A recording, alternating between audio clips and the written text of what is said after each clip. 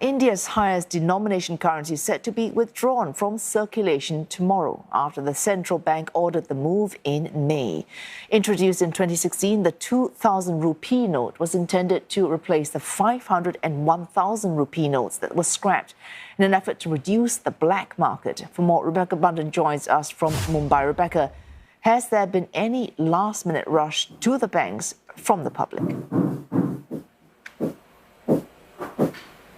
Well, if we look back to that shock demonetisation move that took place in 2016, we have to remember that there were these huge queues at the bank when that ban on the two highest value banknotes was suddenly announced overnight in an effort by the Indian government, by the Modi government, to try to crack down on black money flows in the system, money on which tax hadn't been paid, for example. And this latest move, the withdrawal of the 2,000 rupee note, which was introduced to actually replace those notes at that time, is also seen as part of that same move, that same process of trying to create more transparency, of reducing black money in the system. However, this time, this was announced in May, and people have been given several months until Saturday, the end of September, to deposit or exchange these notes in banks. So what we've seen is that this process has been much less disruptive. People have been depositing those notes or using them or exchanging them over the past few months. And actually, at the beginning of September, there are only about 7% of those notes left that had yet to be deposited or exchanged, although that is some $3 billion worth. So we have seen people over the past few weeks going to the banks and depositing these notes and so on, but it hasn't really been that same kind of impact that we saw back in 2016 with that demonetisation move.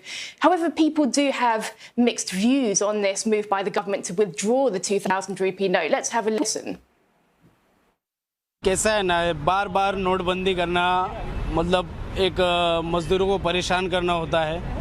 ये बार बार मैं तो इस पे सहमत नहीं हूँ, ये सरकार के भी बोल रहा हूँ मैं, क्योंकि ये गलत है। मेरे हिसाब से 100% सही किया है। ब्लैक मनी बाहर आ रहा है, ब्लैक मनी बहुत से जगह से निकला भी है, जमा भी हुआ है, तो ये कदम उठाया, एकदम परफेक्ट उठाया गवर्नमेंट ने। और दूसरी बात यह है कि 500 के ऊपर एक नोट चाहिए, 1000 या ऐसा 1500, तो बिजनेसमैन को ट्रांजैक्शन करने में, ले जाने में, लाने में थोड़ा सा इजी हो जाता।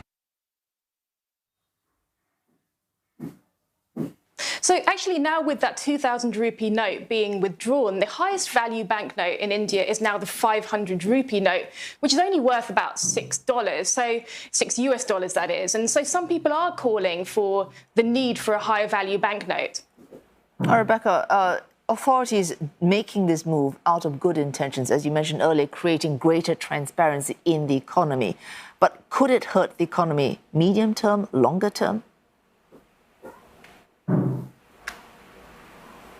Well, these 2,000 rupee notes that were brought in 2016 with that demonetisation move, they actually only made up about 10% of the cash that was in circulation in the Indian economy, whereas back in 2016, that money that was banned actually made up the majority of the cash in the system. So it's certainly not going to have that kind of impact. However, having said that, the 2,000 rupee note did become the currency of choice, being such a large banknote worth about $24 for people to store cash and actually transact, do like high value transactions. So there are certain sectors that would have seen a lot of those cash transactions, including the jewelry sector, for example, real estate, and some other businesses. So there are some sectors that would be impacted by this. But what analysts say is that this is really kind of a logical move by the government as it tries to move towards this digital economy, as it wants the economy to be more formal, that money to go into the banking system, and just generally create more transparency. I spoke to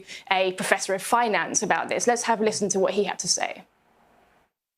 Government has a good intention of withdrawing this 2,000 money.